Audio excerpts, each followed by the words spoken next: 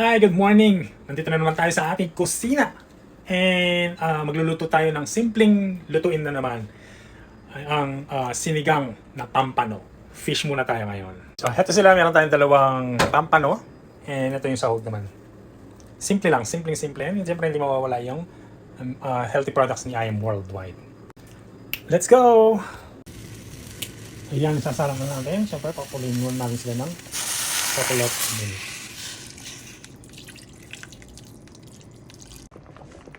So ayan, linagay na natin yung sinigang mix natin. And ilalagay na natin yung mga gulay. Ito yung pinakauna, syempre yung sitaw. Para lumambot siya ng konti.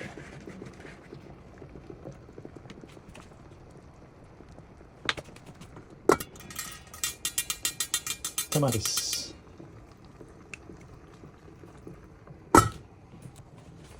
Ilagay na natin yung sili. Yung pampasarap. Lalaki ng sili. Ilagay na natin ang mga talong.